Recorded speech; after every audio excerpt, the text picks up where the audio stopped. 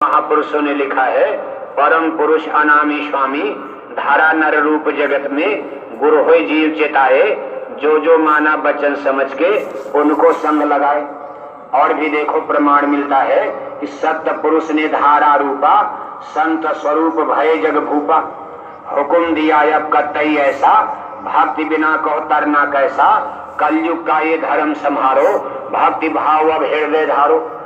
कहते भाई सत्पुरुष भगवान और कुल मालिक महाप्रभु अपनी जीवात्माओं को निकालने के लिए कहा मौला आदमी बन गया। प्रभु ही परमात्मा ही महाप्रभु आदमी के भेष में इस संसार में पैदा हो गए। कभी हम इनको निकालने के लिए आएंगे, वैसे हमको भी नहीं पहचान पाएंगे, लेकिन हम इनको अपनी शिनाख्त देंगे। और ये शिनाख्त जिसका टेस्ट और स्वाद ये सतलोक में रहते रहे, और जब से ये वहां सतलोक से निकले ये टेस्ट और जायका इनको नहीं मिला। और ये जायका टेस्ट है, यानी अमृत जिसको कहते हैं शब्द है। अब ये शब्द देखो, इस डिक्शनरी में, अध्यात्मवाद की डिक्शनरी में ये शब्द है और संत है और सूरत, ये शब्द नाम, ये सारे नाम, ये जो अक्षर आपके सामने हैं, ये सब वर्तमान समय में इसी कलयुग में सबसे पहले ये चीज साहब कबीर के स्पिरिचुअल लिटरेचर में सामने आती है। ये आपको चार वेद में नहीं मिलेगा, हिंदुओं की पवित्र पुस्तक श्रीमद् भागवत गीता में भी नहीं मिलेगा।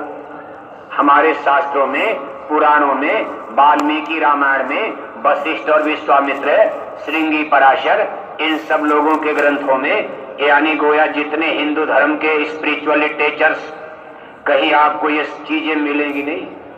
ये संतों ने इसको आगे बढ़ाया, इसलिए इसका एक्सप्लेनेशन, जब इसकी एनालिसिस और विश्लेषण अपने भारत की धरती पर होने लगी, एक बारगी इसका बड़ा विरोध हुआ। और अभी तक जनता की समझ में ये बात पूरी नहीं आ रही कि भाई ये क्या चीज है, कान में अंगुली डालो, ये कौन पूजा होती है। अब वो तो पूजा किसी किसी तरह की, विशेषकर आज के समय में आप देखते हो लोग जाते हैं, बस मूर्ति के सामने खड़े हो गए, थोड़ा दिया बाती कर दिया, मंदिर में घंटा टंगा है, टन टन बजा दिया, कहा बस पूजा पाठ हो गया। थोड़ा त्रेता और द्वापर में जब पीछे आप चलोगे तो लोग थोड़ा दृष्टि योग की साधना, ऐसे आंख बंद करके और दोनों आंखों के बीच में मन बुद्धि चित्त का कंसंट्रेशन, ये शब्द वाला भेद जो बहुत आसान है, यानी ये कान बंद करके कहा सतयुग त्रेता द्वापर बीता, कोई न जानी शब्द की रीता, कल युग में स्वामी दया विचारी, प्रगट होके शब्द पुकारी। इसका खुलासा एक्सप्लेनेशन, इसका ये मतलब नहीं है कि प्राचीन काल में हमारे ऋषि मुनियों को शब्द का ज्ञान नहीं था, उस समय भी था, लेकिन ज्यादा से ज्यादा घंटे और शंख का। जैसे कोई पैसेंजर ट्रेन आपको वहां तक ले जाकर छोड़ देती, अब आपको आगे जाना है, मान लो अमेरिका की यात्रा करनी है, अमेरिका में कोई ट्रेन जा ही नहीं सकती, अमेरिका में कोई कार मोटर लेकर जाना चाहे, क्योंकि बीच में 7 समुंदर आता है, इतने गहरे लंबे चौड़े विशाल कि अभी तक उस पर पुल नहीं बन पाया। जब पुल नहीं बनेगा तो कैसे रेलवे लाइन बिछाई जाएगी और कैसे सड़क बनाई जाएगी। और भविष्य में भी वैसे विज्ञान की तरक्की को देखकर अब असंभव तो नहीं कहा जा सकता है, क्योंकि आज आदमी के बनाए हुए जहाज चंदा मामा की यात्रा कर रहे, लेकिन फिर हाल अभी तक उस समुद्र में कोई पुल नहीं बन पाया। फिर भी लोग अमेरिका आते जाते हैं, लेकिन एक ही साधन है जिसको हवाई जहाज, आप जहाज कहते हो, चाहे पानी वाली जहाज और चाहे हवा में चलने वाली हवाई जहाज। जहाज के अलावा दूसरा कोई सिस्टम, साधन आपको अमेरिका नहीं ले जा सकता।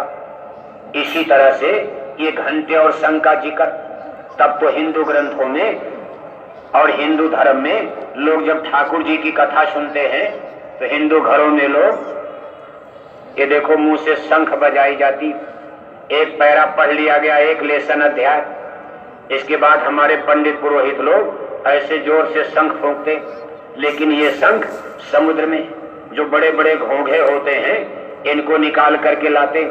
जैसे अपने गांव में तालाब में छोटी छोटी घोंघी देखते हो, समुद्र में बड़े बड़े घोंघे उसमें से निकाल कर लाते हैं और उसमें जीव होता, ये जीवधारी होते हैं, उसको धूप में सुखाते हैं, थोड़े दिन में वो मर जाते।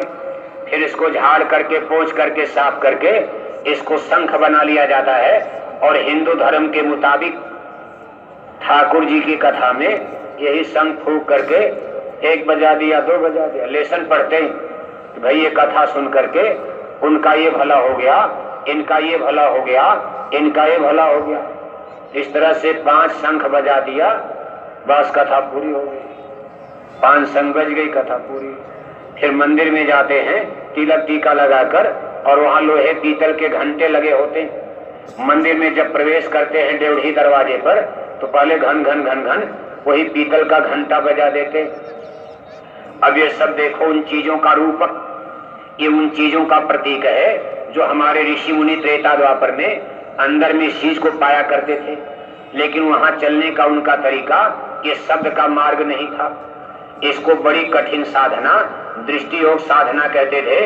हजारों हजार बरस वो लोग पेड़ के नीचे बैठकर आसमान से पानी बरस रहा, आंख बंद करके मन बुद्धि चित्त का कंसंट्रेशन, वो भी ऊपर चढ़ना चाहते थे अब इंद्रिय दरवाजों से। अब इसमें पहले चरण में इस शरीर को खाली करना पड़ता। इसमें सबसे निचला चक्र है जिसको मूल इंद्रिय दरवाजा, पेशाब का रास्ता कहते हैं। अब यहाँ से सूरज की धार को देखो ऊपर खींचा जाता, और दोनों में यानी कितना बड़ा प्रतिरोध पैदा होता। काम की धार हमारी सूरज की धार को नीचे खींचती है मूल इंद्रिय दरवाजे पर, और सदगुरु की शब्द धार हमारी सूरज को ऊपर खींचना चाहती। तो दोनों में कुछ दिन तक रगड़ा झगड़ा चलता। एक ताकत नीचे खींचना चाह रही और एक ताकत आपको, जो सदगुरु ने नाम दे दिया यही शब्द है, अब आपको ऊपर खींच रहा। पहले शरीर से उतर करके कहा मेरे रंग महल चली आओ, दिखाऊं तो ही अगम गली।